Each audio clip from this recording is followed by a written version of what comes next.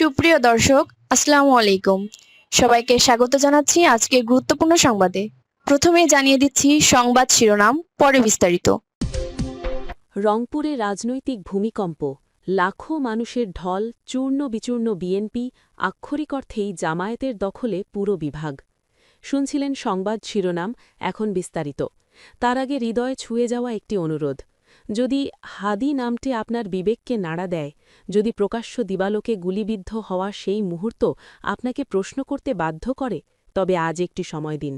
কমেন্টে শুধু লিখুন, হাদির ওপর হামলার বিচার চাই। আর যদি আপনি চান সত্যটা চাবা না পড়ুক, যদি চান আমরা ভয় ছাড়াই এসব খবর আপনাদের কাছে পৌঁছে দিতে পারি, তাহলে এক্ষুনি চ্যানেলটি সাবস্ক্রাইব করুন। সাবস্ক্রাইব মানে শুধু একটি বাটন চাপা নয়, এটি অন্যায়ের বিরুদ্ধে সত্যের পাশে দাঁড়ানোর অঙ্গীকার। চলুন নীরব না থেকে বিস্তারিত জেনে নিই। রংপুরে যা ঘটছে তা দেখলে যে কারোর চোখ কপালে ওঠার কথা। একসময় যে রংপুর বিভাগকে বিএনপির শক্ত ঘাঁটি হিসাবে ধরা হতো, সেই রংপুরেই এখন দৃশ্যপট পুরোপুরি বদলে গেছে।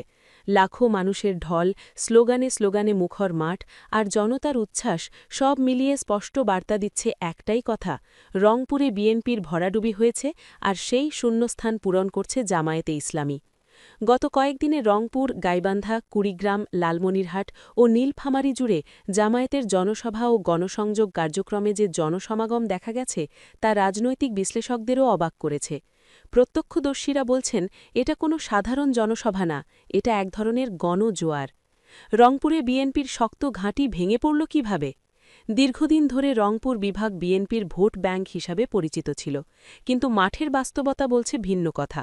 দলীয় কোন্দল, নেতৃত্বের সংকট এবং তৃণমূল কর্মীদের হতাশা বিএনপিকে ক্রমেই দুর্বল করে ফেলেছে। অন্যদিকে জামায়াতে ইসলামী দীর্ঘ সময় ধরে নীরবে কিন্তু পরিকল্পিতভাবে সংগঠন গোছাচ্ছিল, যার ফল এখন প্রকাশ্যে। স্থানীয় রাজনৈতিক পর্যবেক্ষকদের মতে রংপুরে এখন বিএনপির নামমাত্র আছে, মাঠে কর্মী নেই, জনতার সঙ্গে সংযোগ নেই। আর ঠিক সেই জায়গাটাই দখল করেছে জামায়াত। জামায়াতের দিকে ঝুঁকছে সাধারণ মানুষ। জামায়াতের সমাবেশগুলোতে শুধু দলীয় কর্মী নয়, দেখা যাচ্ছে কৃষক, শ্রমিক, ব্যবসায়ী, এমনকি তরুণ ভোটারদের ব্যাপক উপস্থিতি। বক্তৃতায় উঠে আসছে দুর্নীতিমুক্ত রাষ্ট্র, ন্যায় বিচার ও ইসলামী মূল্যবোধের কথা, যা সাধারণ মানুষের মনে নতুন করে আশা জাগাচ্ছে। একজন প্রবীণ ভোটার বলেন, অনেক দল দেখেছি, অনেক প্রতিশ্রুতি শুনেছি, কিন্তু জামায়াত যেভাবে মাঠে আছে, মানুষের কথা শুনছে, এটা আগে দেখিনি। রংপুর দেখে চোখ কপালে তারেক রহমানের। রাজনৈতিক অন্দরমহলে জোর আলোচনা, রংপুরের এই চিত্র দেখে নাকি বিএনপির ভারপ্রাপ্ত চেয়ারম্যান তারেক রহমান নিজেও বিস্মিত। দলীয় সূত্রে জানা গেছে, রংপুর বিভাগের রিপোর্ট পেয়ে বিএনপির হাইকমান্ডে চরম উদ্বেগ তৈরি হয়েছে। যেখানে নির্বাচনের আগে শক্ত অবস্থানে থাকার কথা, সেখানে বাস্তবে দেখা যাচ্ছে উল্টো চিত্র। এক বিএনপি নেতা নাম প্রকাশ না করার শর্তে বলেন, রংপুরে পরিস্থিতি আমাদের ধারণার চেয়েও খারাপ। জামায়াত যে এতটা শক্ত হয়ে উঠেছে সেটা আমরা ভাবিনি। রংপুর থেকেই সরকার গঠনের স্বপ্ন জামায়াতের। জামায়াত নেতারা এখন আর রাগঢাক করছেন না। প্রকাশ্যেই বলা হচ্ছে, রংপুর বিভাগ থেকেই সরকার গঠনের ভিত্তি তৈরি হবে। তাদের দাবি, এই অঞ্চলেই সবচেয়ে বেশি সাংগঠনিক শক্তি ও জনসমর্থন তৈরি হয়েছে।